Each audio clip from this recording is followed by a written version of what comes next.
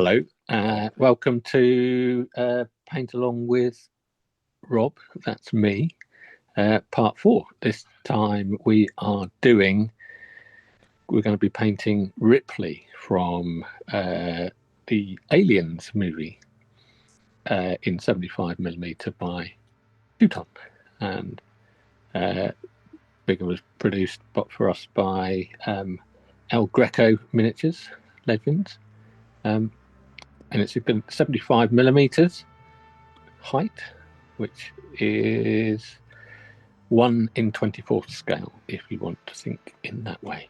So today we are going to just be cleaning up and assembling and preparing and showing you how I will prepare this for myself to paint, and we'll begin the painting in earnest next time. And I'm joined by Malcolm. Hello, I'm in the background. He's in the background, and so let's begin. Unboxing. It's a printed. It's a 3D print figure, as opposed to plastic, as opposed to metal, as opposed to anything else. It's a printed figure, and this is supplied by El Greco. Yes, thank you to El Greco. Yes, sponsoring it. We sent out quite a lot of these. And although El Greco have cleaned up the parts quite nicely, there's still some preparation we can do to get it to fit. And the idea about this is to kind of draw your attention to what you might miss potentially, what you might, in the way I'm doing it. So yeah, I'll just take you through how I'm going to clean it up and the things I'm going to look at and, to do prior to priming. I'm not going to prime it this week. I'll be priming it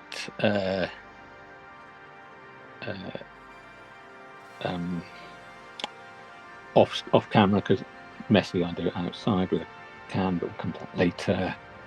But how I'll mount it for painting, it does come with a base for the feet to join into, and it's kind of I'm going to use the base, I've decided, because I'm going to keep it simple overall. What I have discovered is that I will end up mounting mine on a wooden plinth because they look good, and I've happened to have one knocking around for another project.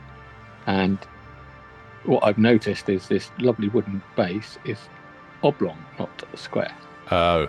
So it's slightly, my 35mm by 35mm base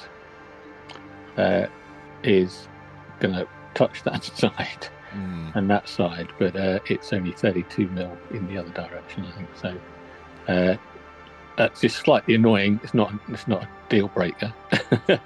Could you scratch build something of an extension of that? I'm not going to. No. Base? No.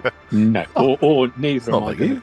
Neither am I going to grind this down 1 inch in order to make, and then re-varnish it. But yeah, it'll end up being on this. It's a nice, good, solid base from a company that no longer exists, so I won't tell you who they are. Sadly, because they're really good. Yeah, so several parts. It's a very nicely sculptured figure, in my opinion. I'm a bit of a cynic when it comes to sculpting, so this is very nice. And you can see, if you guys have ever, some of you may have seen printed parts before, some of you might not, so I'm assuming for those who haven't, for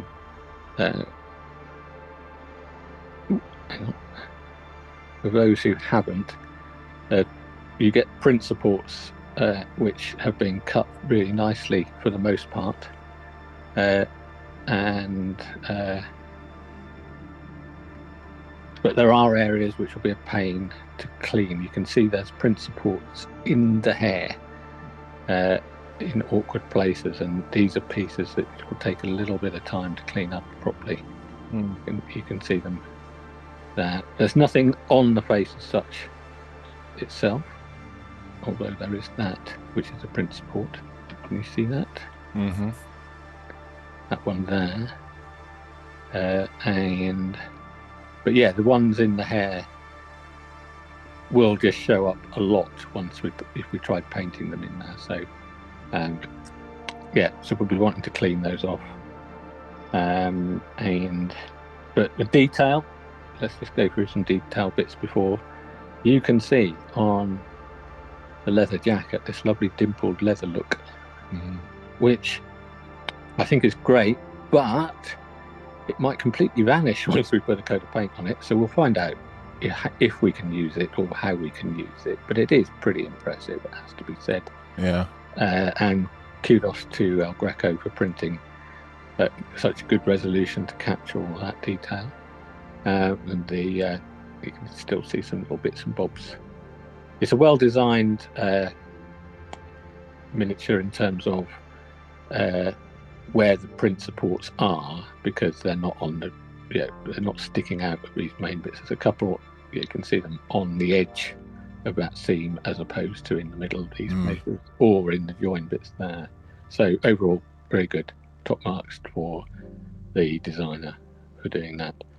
Let's zoom back out again. Now, cleanup. Oh yeah, let's just say as well, the pulse rifle is fantastic.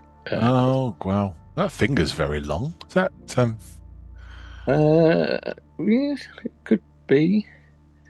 It might not look so bad, but yeah, I see what you mean.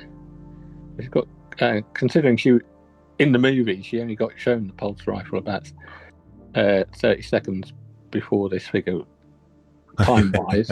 yes. She's got good trigger discipline. Yes, that's for somebody who's only just learned how to use it. But yeah, it's tempting. I always like to drill out a barrel, but you can see the actual. I might still end up. Oh, you can actually see print lines on that, can't you? Yeah. But yeah, I might still drill that out and try and clean that up a little bit to make that better. But not until you look at these things, there's some print marks on there. But yeah, so for the most part, the detail and everything is really good, but there's still some print bits knocking around. Yes, but not on the very front, at least. I suppose they've hidden them. Yes, I think it's quite impressive. You can see how that would have been printed probably like that. So what I'm learning, I haven't seen a lot of 3D figures, but once you find the plane at which they likely got printed, you can always look in that direction to where the print supports are, because they usually are in one direction. If it's printed like that, you're going to have all the supports on this side coming down and the front will be clear.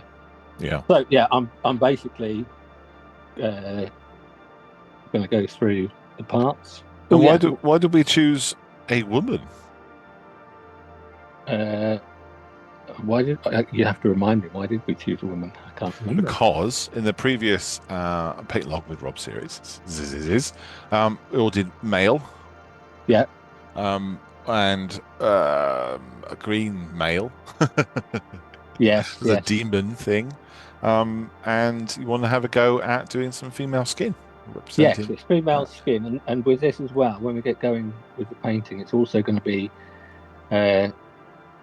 trying a bit of lighting effects as well. So he said ambitiously, because it's movie lighting, or she's on if you know your movie, she's on the LV 427, is it? It's 26. 26.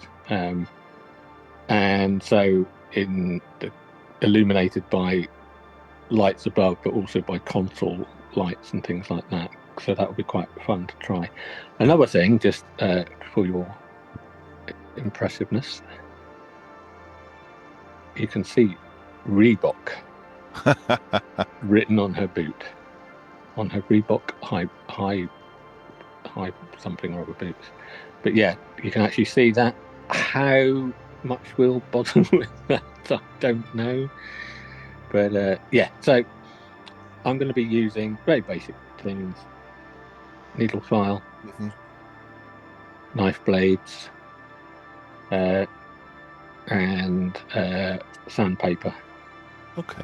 I also am using. I've become quite liking these scalpel blades now. So there's your regular scalpels that most people will be aware of, the various blades. Thought about getting this out as well. With your number 11s and that kind of blade. Mm-hmm. But Swan Morton also do these much, to show you, narrower knives. Right, so And almost like a chisel tip, almost. yeah, I do have a regular Swan Morton blade that's similar. That's a number 15.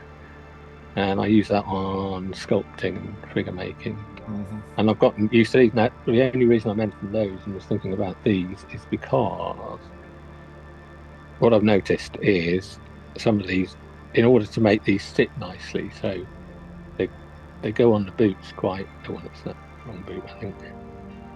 Quite comfortably sit in.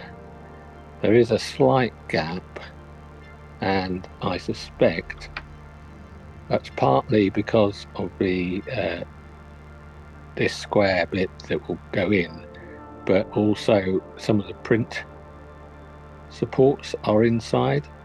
Mm. So I'm just going to end up scraping those off. Mm-hmm. And this blade kind of, because of the curved nature of it, and it's a curved surface, will be perfect for that, I think. So, I see. so Dave's asked a question. Have you looked at the inner seams on the trousers? no. Because the print on his one is a bit poor. And so he's wondering if shaving with a blade like we did with the nightcloth Ooh. and the same way that you just demonstrated is the way forward with those. Yeah, let me have a look at. I've just had a quick glance at it. I'll come back to that in a minute. Mm-hmm. It's and I'll try and get my head, but I can see what you mean. I'll just see if it does. Because I'm going to try and do these uh, in a structured and ordered way. Mm-hmm. Sure. Because otherwise I'll just jump to and from stuff and I want to be gluing stuff. So if something isn't fitting, you would recommend checking the fit of the part that goes into the hole to make sure that it does Yes, because fit I've and it's noticed not we something were sloppy. we were discussing this before we began, and you can see my on the head there. I've got a bit sticking out, Yeah. which made the head. You can see I get quite gap, Uh-huh. but I should be able to shave that down Mm-hmm. enough. Even if it means making this narrower and even taking the slice off the bottom. Hopefully, that will be enough to make that sit more comfortably in the neck. So Okay. it's that kind of thing. I will trial fit, and want to avoid, if I can, Mm. uh, using filler. Yeah. There's no harm in using filler, but if you can help, if we can just get this assembled nice and straightforward, Mm. that would be a bonus. And while you're shaving all those little bits off, is this sort of resin dangerous, or is it a different type of resin? I have to admit, I am not entirely sure. To be Mm. honest with you, Okay. we should check into that because it's usually recommended to uh, wear a mask if you're doing sanding of resin. Yeah, Um, absolutely. Yeah. So wear a mask in case. I yes, know that the regular poured resin that we used to use. I know that stuff is lethal. You know, yeah, you got that in the air, you're going to have a problem. But this cured resin, I don't know. yes. I don't even know what type of resin this is actually at the end of the day because there's different sorts with printing. Yeah. Whether this is one, and I'll just say as well is that I've got quite a coarse. I say it's quite coarse. It's a 240 grit, which is relative. Yeah, it's not super fine. And if it's a surface that I'm going to be gluing, I don't mind it being a bit rough because that will help the adhesion of the glue because it's going to be a rougher surface. Uh,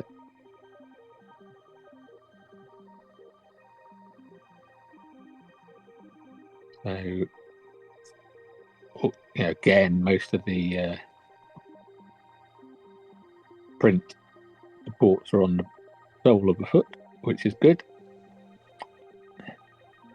In fact, Pretty funky moon boots, aren't they? they are. Did you know that you can buy these boots for about 300 quid? Reebok do these high tops and low tops. I'm assuming that now we've mentioned them, they're going to send you a free pair. Oh, it'd be nice, wouldn't it?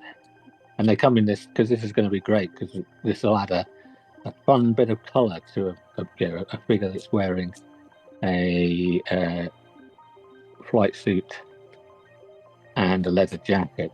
But these boots have got flashes of red in them, which will add a dash of colour to a pulse rifle will have a little bit of colour in it, but that will be really, really tiny, because the main bit where the colour is the counter, the digital counter, if you remember rightly. Yes.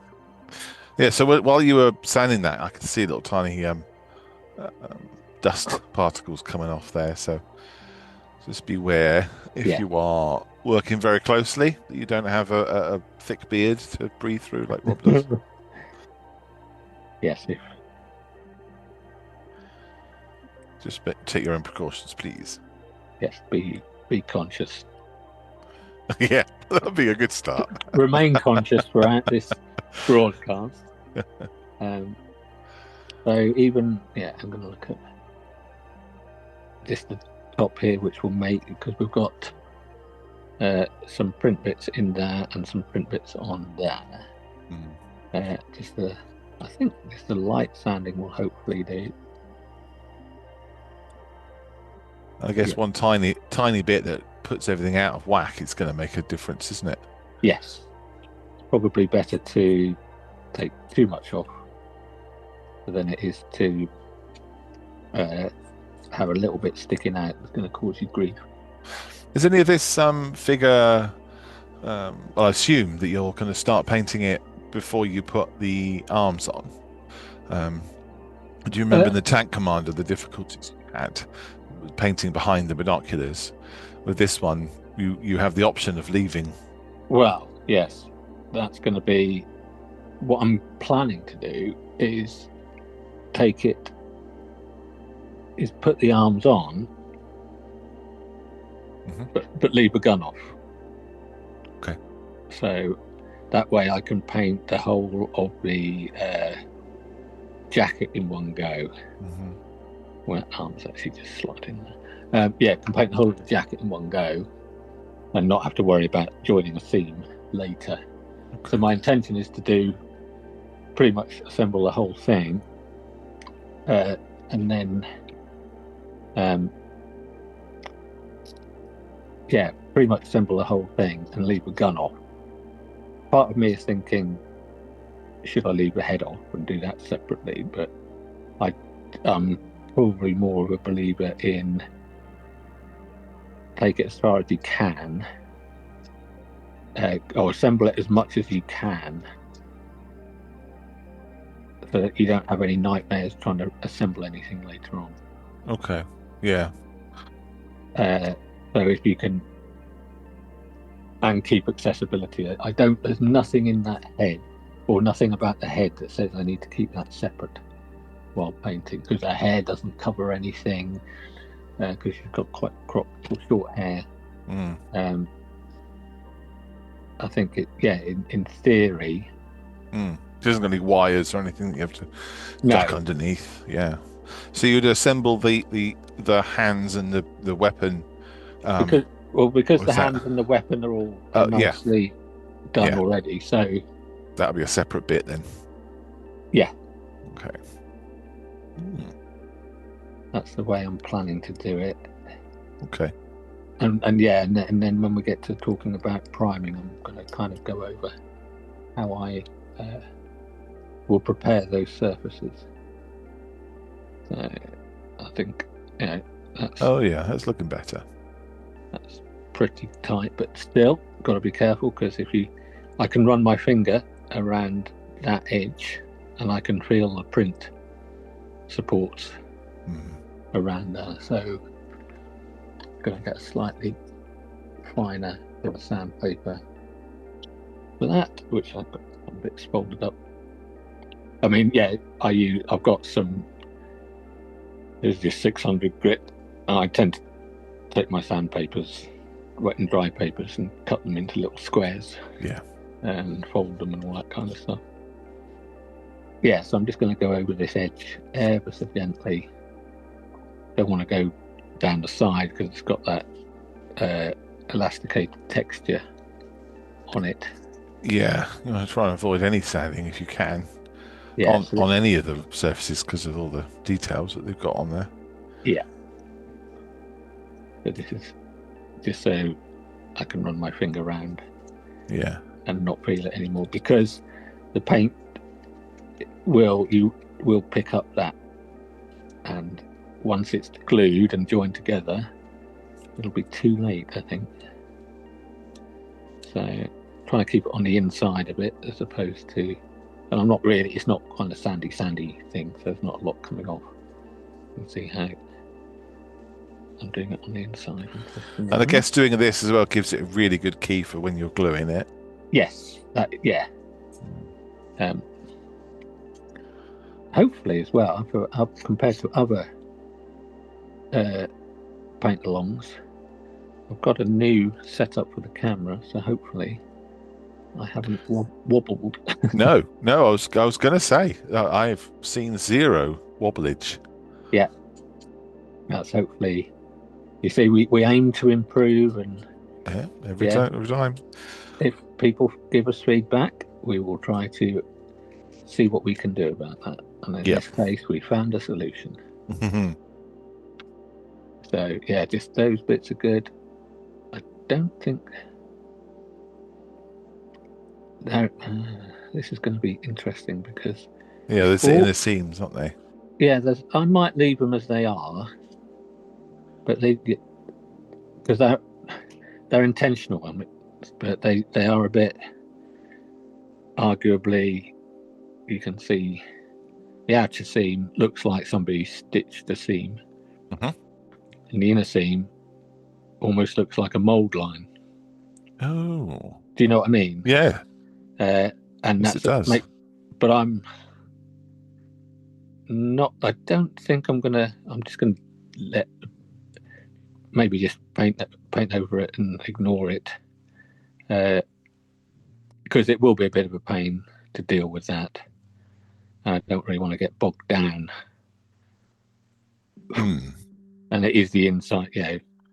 Bear in mind, that's my fingernail. But it's a good spot. So there's no real reference that I can see that shows, and the pictures that I have shows that inner seam. No, it's a decision by the sculptor to do a seam. On the inside there, because it looks almost like you said, it looks like the two molds don't match up. But it's an intentional design thing to add it. Okay. Because it's not cast in a mold sense, because it's a 3D print. So it's a decision. It's a design decision. I would say, because that's one of the nice things. The only thing we're dealing with is the print supports, really. Although I'm going to have to kind of think about this. Every now and then I get to see some print lines. I could see I can't even see them now, but I could see them. So you're not going to attempt to change the sculpt shapes at all? No. Okay. But if you were, would you just use scraping tools and sandpaper? Would you? Yeah, scraping tools, and if we had them, I would be using rounded needle files. Ah, I see. Yeah. Okay. Which would be kind of perfect, but its inner legs are all a bit of a pain anyway. So I'm gonna hopefully, I think we can get away with ignoring that. Now, Leave it in shadow. yeah, yeah. But I will just say as well for folks, when you're putting this together, be aware of which foot is what. There's a right leg and a left leg. So those boots, make sure you get the right boot on the right, and the left boot on the left bit, and the right boot on the right bit. You can see the straighter inner side and the curved outer side. So be aware of that, because there's these. It wasn't made with separate. What do you call it?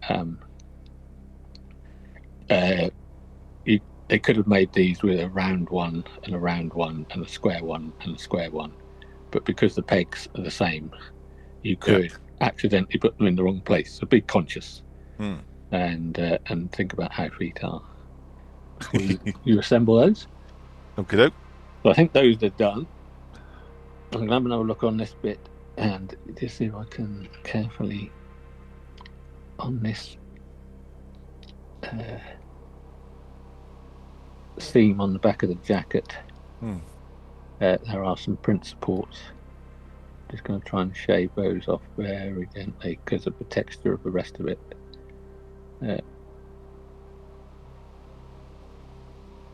I'm just lightly doing this.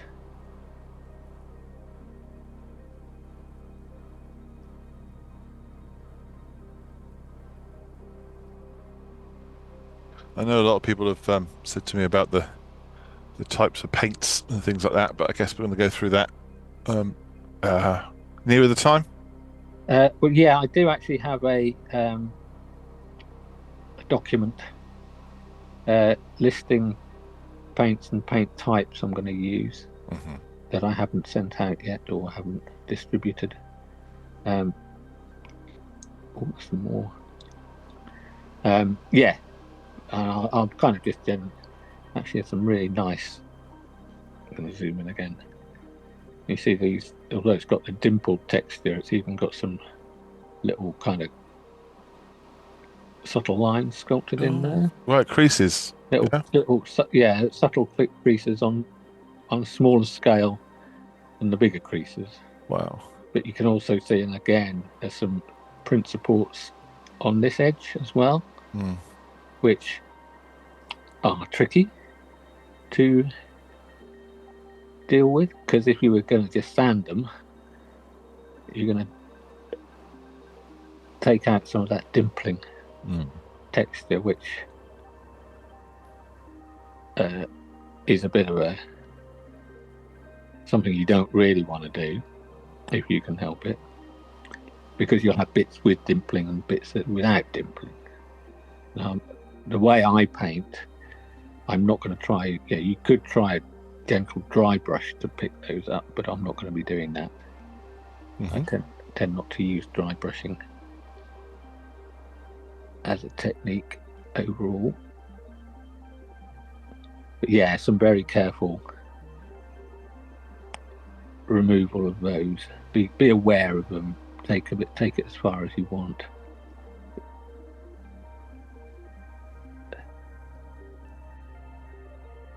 And with a blade like this, it's got a very I can go in and just use the very tip to make sure I'm not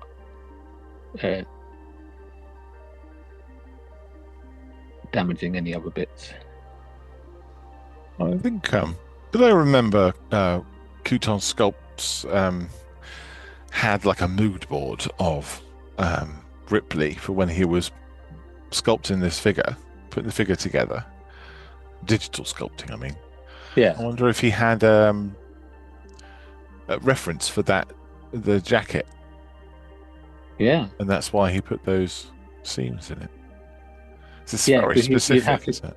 Yeah, you'd have to have to get that back. But always carefully watched the movie and noted everything and took screen grabs. Perhaps. So yeah, one on so some bits on the inside of the arms I'm going to just take out as well. Like I say, I mean they're all good decisions for the most part on where the print. I mean, this arm, the left arm doesn't have any. Well, yeah, there's only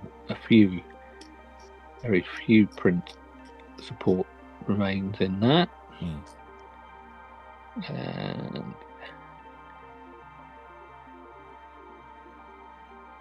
yeah, they're mostly really good. So,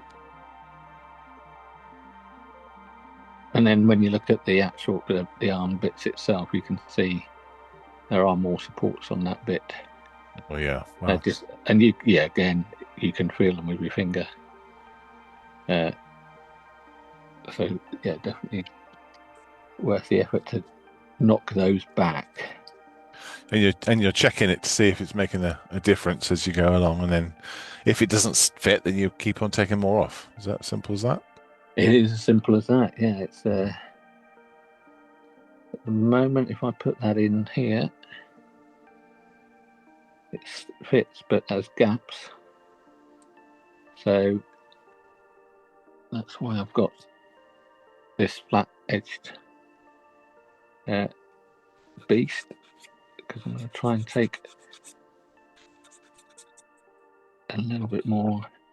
So it's either going to be the plug is too long and needs to reduce, even too wide, which is why it's too snug.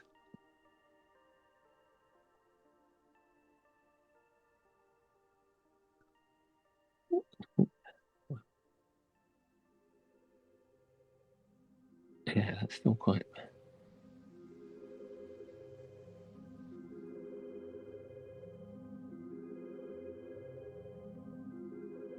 Yeah, that's going to take a little bit more work.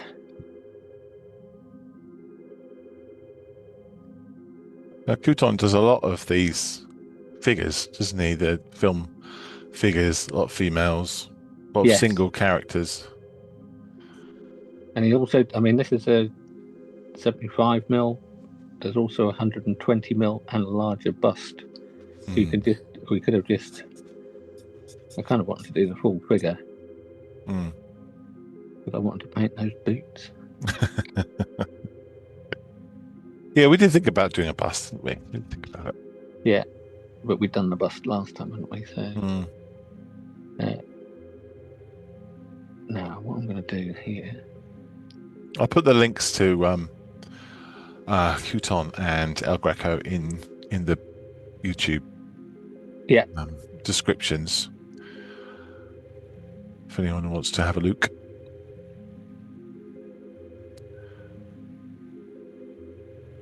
I swear I've seen like a mood board that he's done. I can't remember if he's got a Facebook page or if it's Instagram or Twitter or where it is.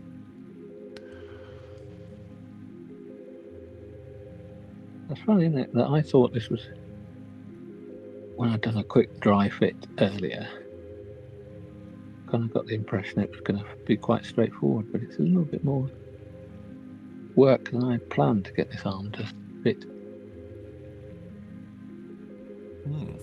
snugly. Is it the right arm? just saying. Schoolboy error. Schoolboy error. But I mean, it's getting closer.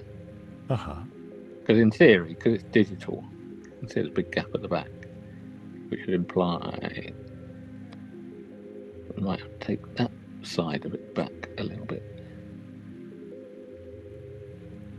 Steve would like to know, will you be fixing the figure to the base prior to painting?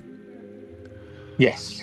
I had toyed with doing what I would do on a figure normally, which is drilling holes.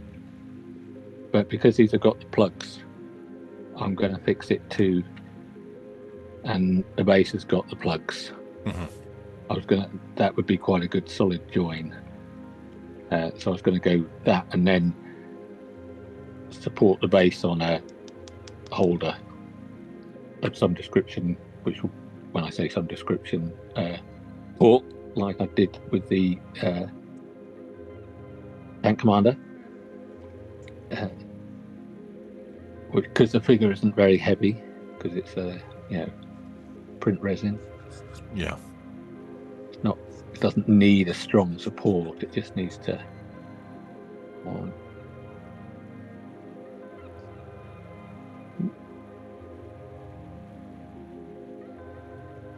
So at the front, that's nice, but it's still got a bit at the back that's a bit of a pain. I don't really want to fill that. We'll try filling that, because again, we've got that texture I want to persevere with. So I'm gonna.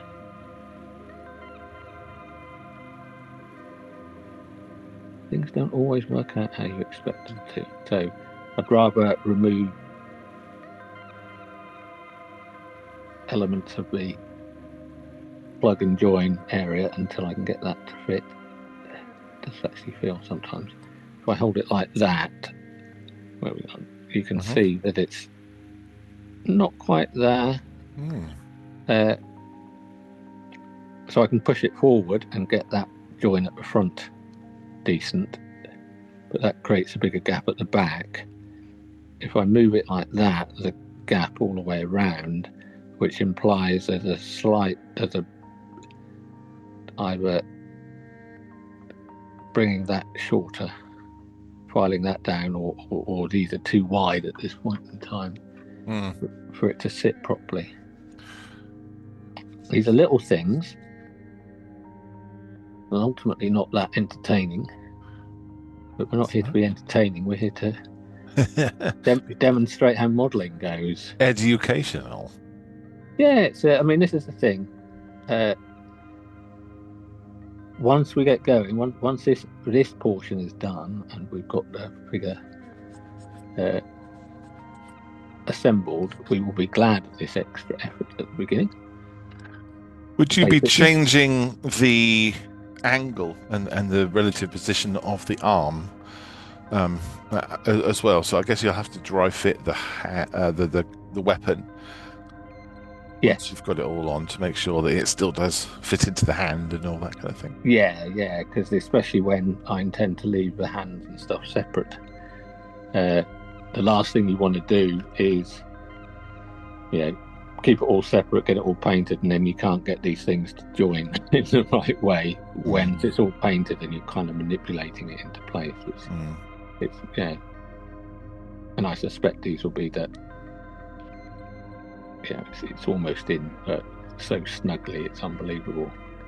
But I mean, that's very, very close. But in order to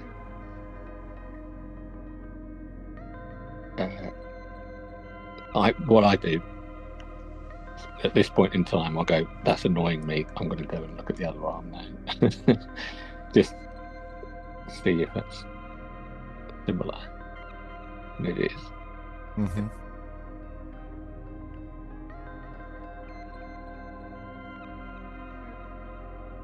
So yeah, that's similar, and I haven't actually tried removing any of the print bits yet, so I'm going to go quickly.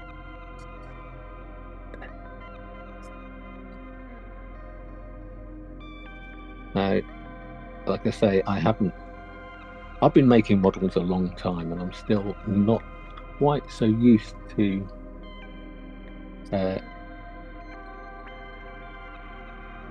3D printed figures. So this is new for me as well. In fact, we had the 3D printed figure last time, and that was all one piece. We had the cleaning up to do, but we didn't have to get anything to join. No, that's true. Yeah. And I'm thinking of other figures I've done lately, and I've been going through and painting some of my old stuff I've had in the either plastic Games Workshop figures or regular sculpted resin figures.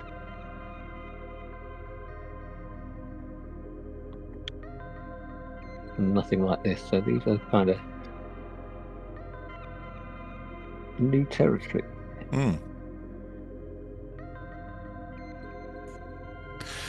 It just seems strange that you would have to remove it. Because if it's, the old resin style, you'd think, it wouldn't be, it's not accurate, done by hand, these little squares and Yeah. nubs. But using the computer, you'd think that it would be able to be done Yes. very accurately. Well, that's the thing, is that I have been sculpting my own figure lately, and I'm going to get it cast up. And I can tell you the effort required to do a separate head and make everything join together in a traditional classic way is a right royal pain. Very difficult, a lot of trial and error. And I would think it was that doing it digitally, where you just tell it where to do the cuts and whatever. Well, obviously it's not as simple as that even. You've got to still design these separate bits. But I would have thought it was more precise than a human doing it. What do we know?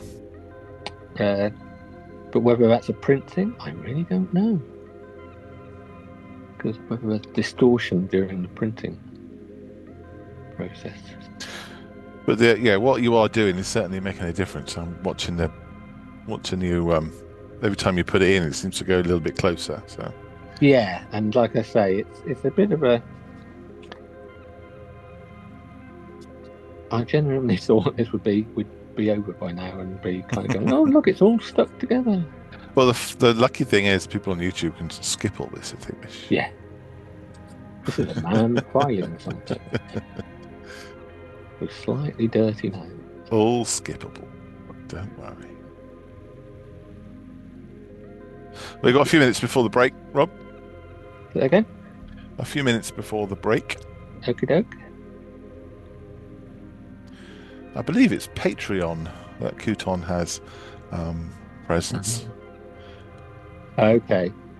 And I'm sure I've seen the pictures. So I don't pay for his Patreon, so maybe it wasn't on there. Yeah, some people will do a mix of freebie bits on Patreon and bits you have to pay for.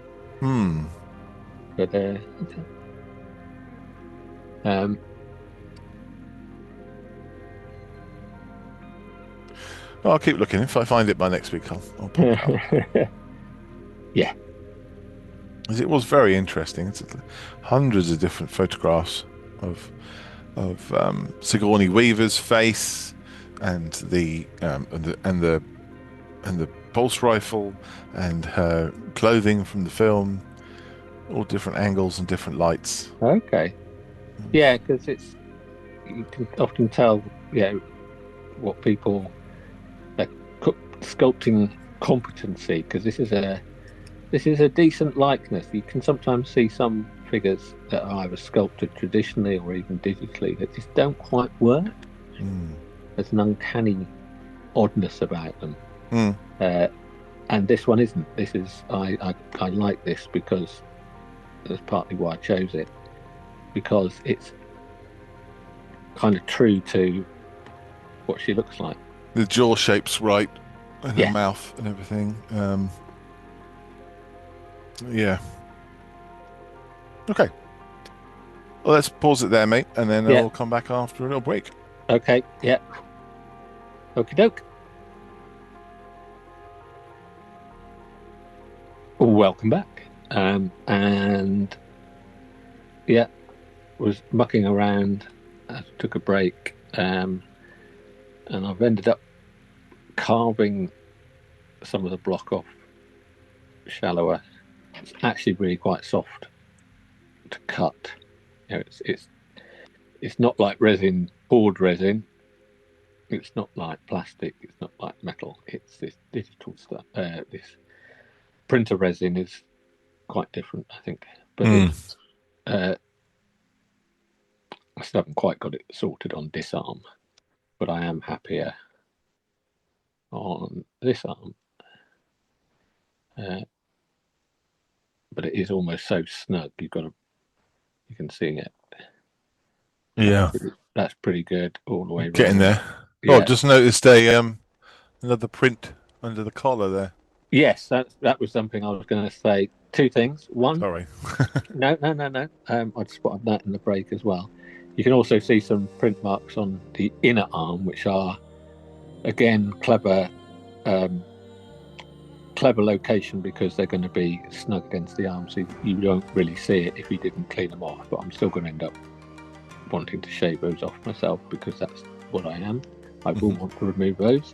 But also, yeah, it was you can see under the collar there are some print bits that need to come off, which I will do. With a sharp blade, they come off quite nicely.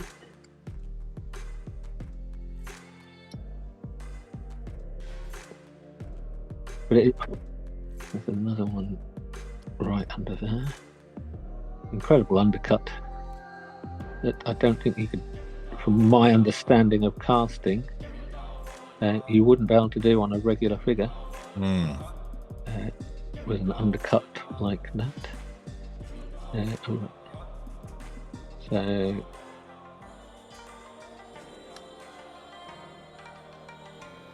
yeah, I think that's that removed there.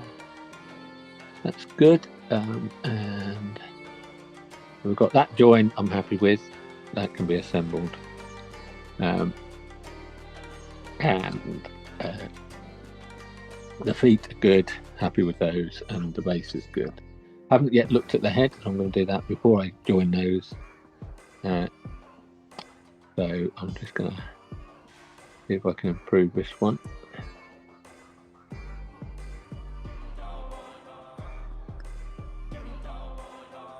Go in with a flatten off the end a little bit. Begin with that. You can see there is a bit of a gap in the neck there. If I push it really hard, I can almost make it disappear, but that implies it's such a snug fit. Oh yeah. That I can make that a little bit better. I don't really want to push it down that hard to get it in. But that would be because it got stuck to pull out again. There'd be the sides, wouldn't it, that you need to remove? Yeah, just it's a little bit. It looks like it goes down. I mean, it could possibly go down a little bit further, so I'm going to take a little bit off the base there, but take it a little bit off the side. And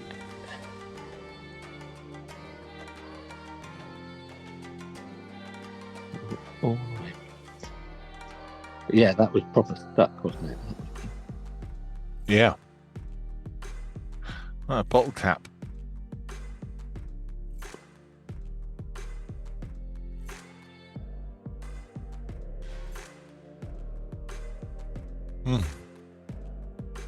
Possibly take a little bit more off. It's a little very slight gap there. It's definitely better though, so it's working. Yeah. But then also before I join that on, I still want to go through the head and just carefully try to identify some of those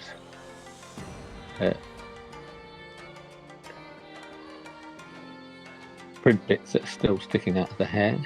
There's a few knocking around, so go through and carefully remove those. It's not super easy, but these are actually really nice little curls in the hair without being overly hair textured.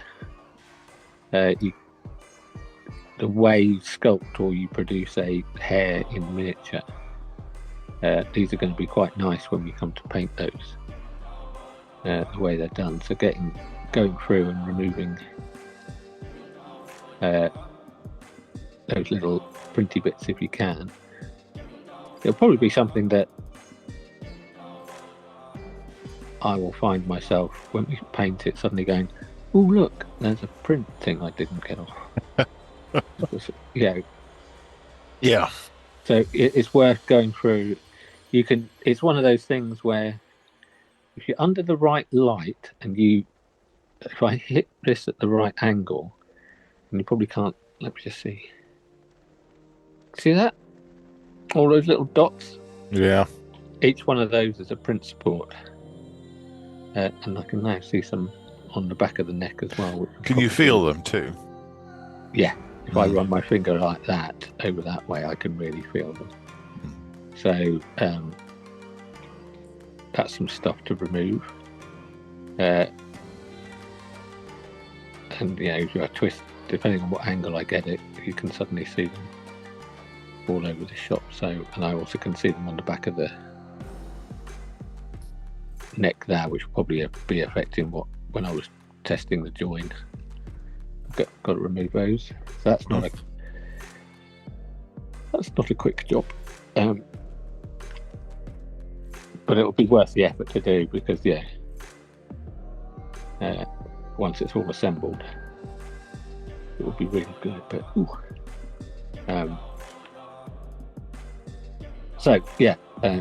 just thinking about. I could be here quite a while if I was going to remove all of these bits. Well, you can do half, or a quarter of them, ones that we can see. But I do want to do some gluing before we finish this session. Sure. So I'm going to be gluing some bits to demonstrate what I'm going to do there. There is a weird one thing with printer resin compared to the resin we use on if you bought a resin figure, classically poured resin figure, when you scrape that or when you sand it,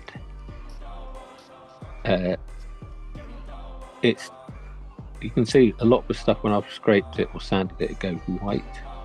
Or not. It's a very different material to regular or resin we use in other contexts. It's very bizarre. It doesn't, which is why I want to avoid some of the surface.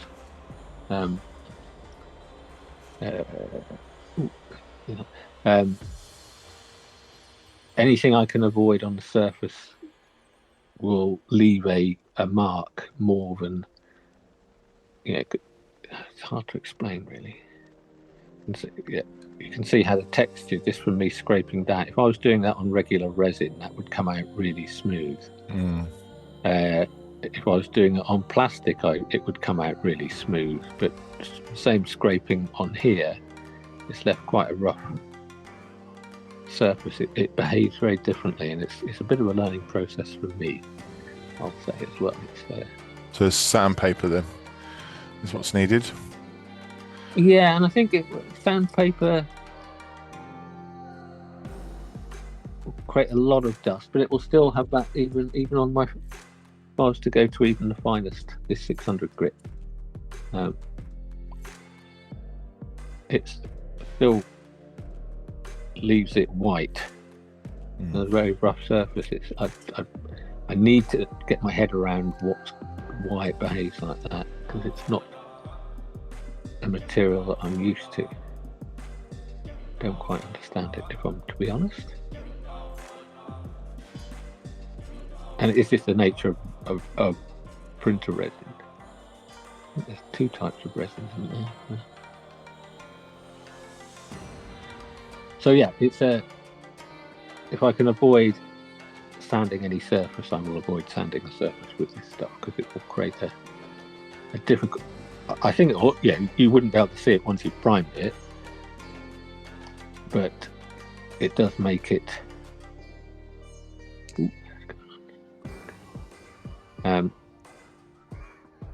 Does make it an interesting material to work with. Yeah, it's almost fibrous once you start scraping it away. Yeah.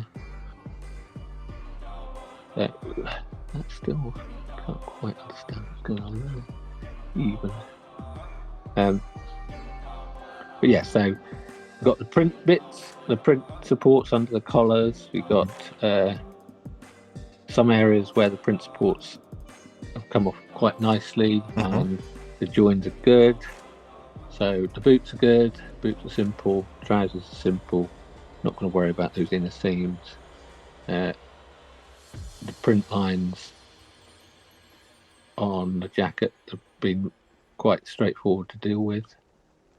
The trickiest ones have been under the collar and nearly missed. Good spot. It's worth taking a few minutes just to double check. And I think as well, before I prime this, I'm going to give this a wash. Not to take any residue off, but the dust is kind of really clinging to it. You can still see there's little bits of dust everywhere, so I want to make sure it gets clean before I prime it, and not incorporate that dust onto the surface of the primed figure and create a texture from there. But you can see that what I'm describing, that white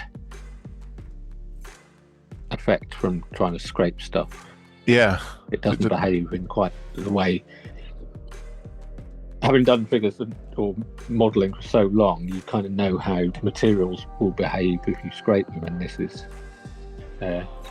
not quite the same. But does it cut all right, you said? I think on the arm bits, it's quite nice and soft. It's quite straightforward to cut. It's not like you're trying to force it through a really rock hard bit of resin. It's quite straightforward to cut, and that creates that leaves a you can see those kind of cut surfaces.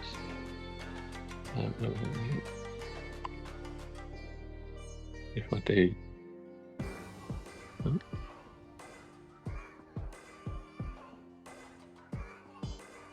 that, yeah. It's almost a glassy, like sort of a semi-soft glass. Sometimes when the supports come away, and that tiny little dot that it leaves, those sometimes look like glass, because there's no texture on them. Yeah.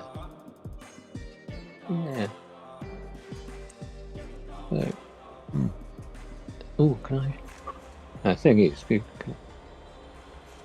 that beautiful undercut on the epaulette is it's not a print line in there. I think I've just managed to get some dust in it.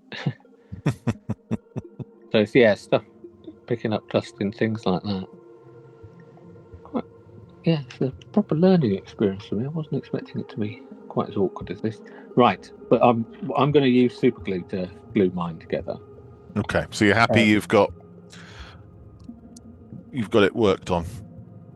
Yes, I'm not going to do the head just yet. I'm not going to glue the arms just yet. I'm going to do a little bit more working on those, but time-wise, I'm going to do some gluing of the figure, and I think I'm happy with the way. The nice thing about this is that you've got a bit of leeway. The only main join is the one at the front. I see. Yeah, because we've got the overlap of the jacket, which is quite clever, because that does allow some leeway. So just some deluxe stuff. Super rocket glue. rapid. Yeah. And I do hate gluing things. Usually something will go wrong unless it's plastic cement or the Tamid glue. So I'm just gonna. If something goes wrong, we can just rewind it.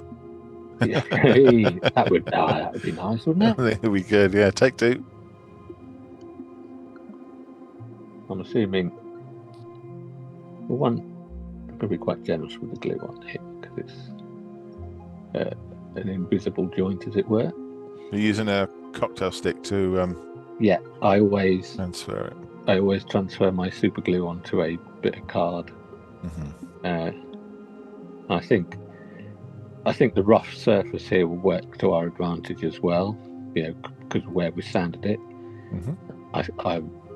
I think when you're gluing something like this, a irregular surface will creates a little bit more of a better bond than a straight surface. So that's pretty much done. Excellent. And excellent. Then I'm also going to double check what foot is what. So that's the left foot. It's right. Right, so put a little drop in the hole there. And take the left foot, double check it's the left foot. In that goes, that should glue quite straightforwardly. Would you still pin this? No, I think it's light enough. I would pin, I think because of the nature of the resin, because of the nature of the joins, they've got quite good, what's the word I'm looking for? Because of the plugs, it's not something that's going to wobble around. I will only pin things if they're going to be a stress join, like there could be a bit of weight, and this resin is so lightweight that I don't think those joins are really going to be an issue. Okay. Could be wrong, but I could be right. There you go. So There's a song about that. I could be wrong. I could be right. There you go. So I'm not gluing that on just yet, but there you go. Hopefully she stand up. She should stand up.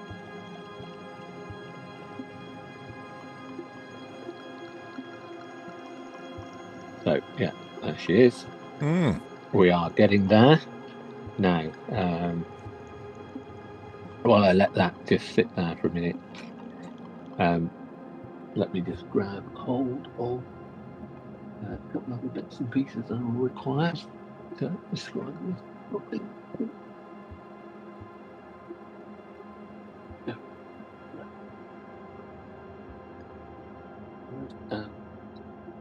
I'm going to be using a demijohn stopper when we get round to it.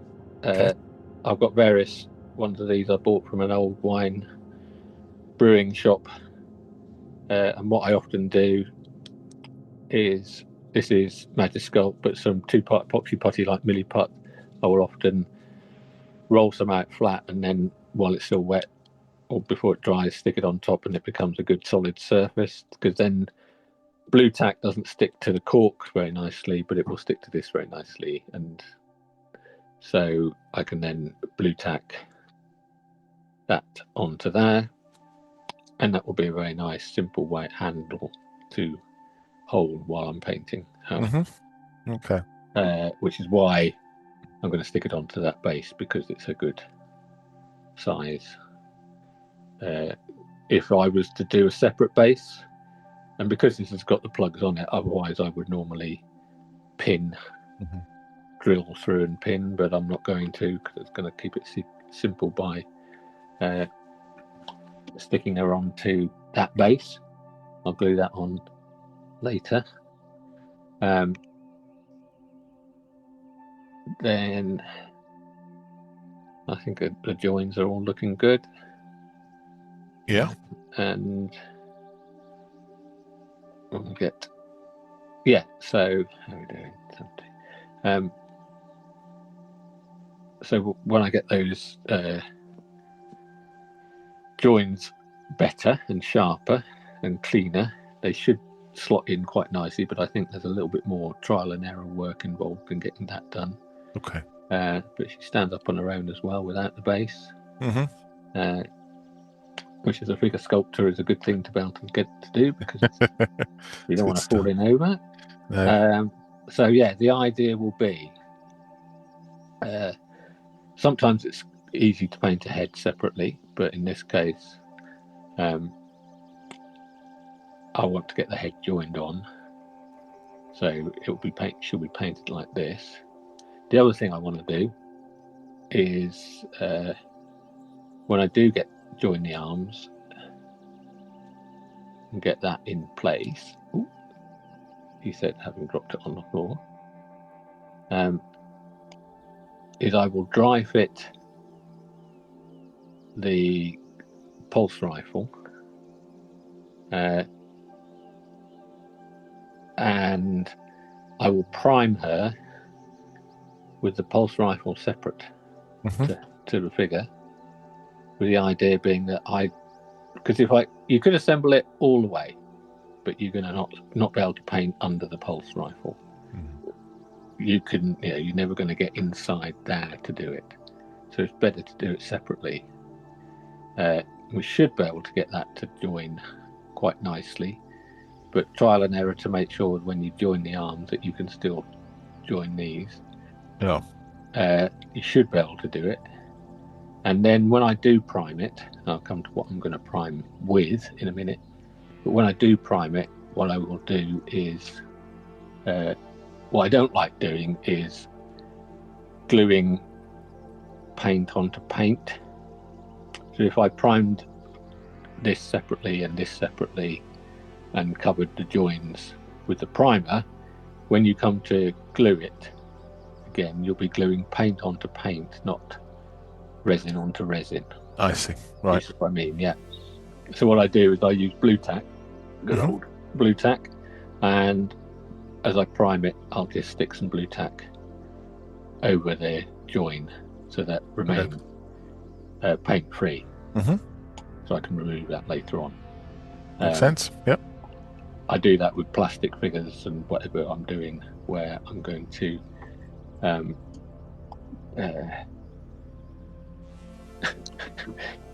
just looking on the floor for the arm that went missing, and there's a dead fly. So that's nice. Okay, make sure it's dead. but I can't see the arm. But we'll come to that. That's not essential for now. But yeah, carrying on. Yeah, so I will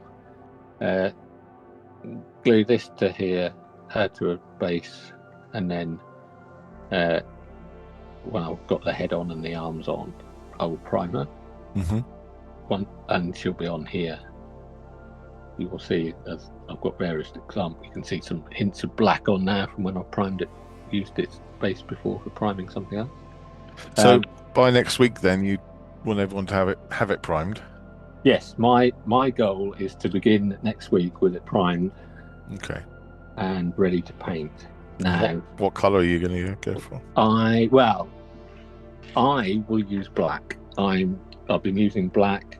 I have on some figures in the past used grey, so I'm going to use this classic Citadel Chaos Black. Yep. You can. I have used Tamiya's Fine Surface Primer. This is really nice. There's Mr.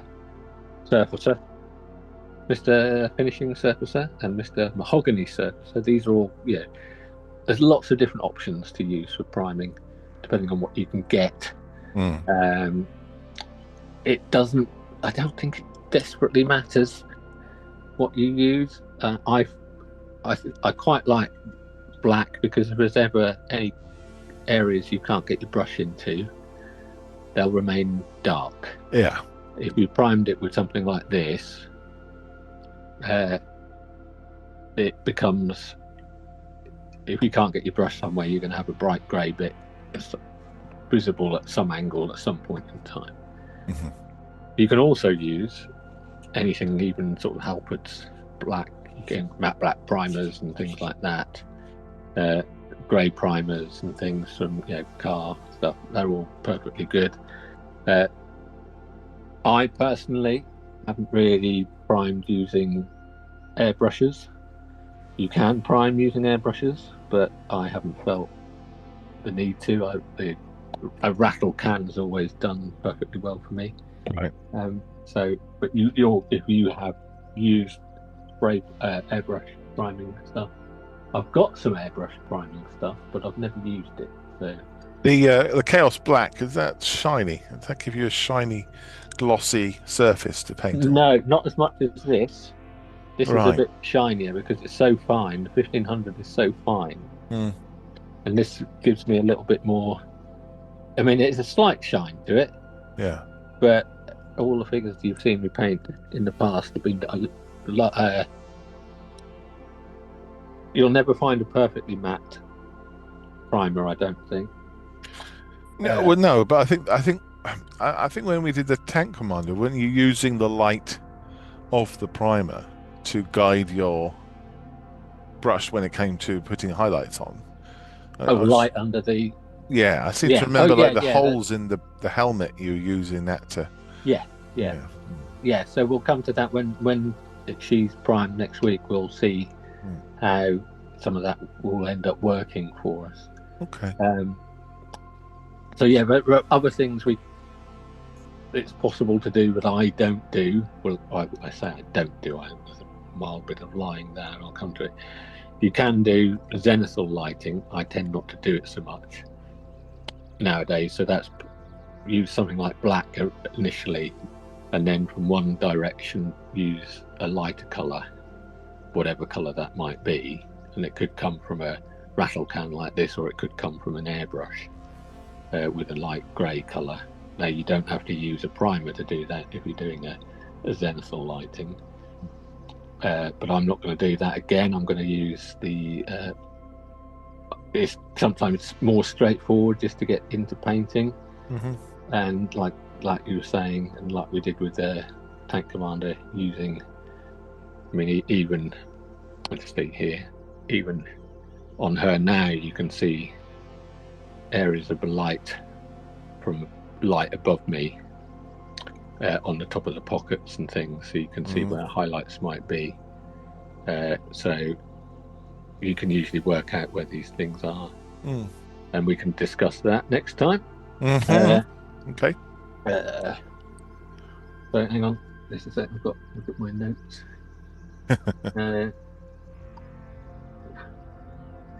Yeah, I think we've covered everything I'd hope to do, and like rather than I think that when you are cleaning these parts up, be very conscious of if you're cleaning up this part of the hand. There's a very nice watch on now, which has got a lot of detail on it. So be very gentle with that. Looks like a Seiko. Is it? Oh, let me just see. I think I can see that. Oh yeah, it's a Seiko.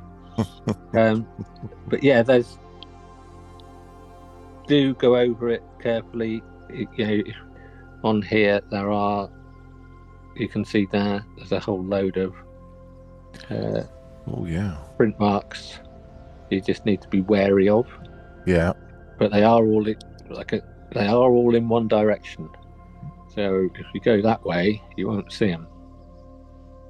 So they were supported in one direction, so you should be able to go through a lot of these. So there's amazing. There are more than you'd realise, and it will be,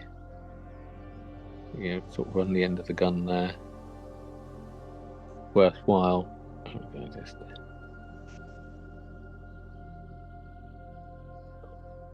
Going through The flat surfaces are much easier, aren't they, to sort out? David said one thing that he had noticed with the head, that her neck needs to be pressed fully back against the collar, just the shape of her neck.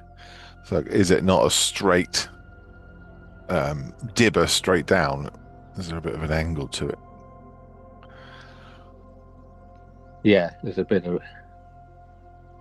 little bit there that sticks out if you don't get it right. Yeah.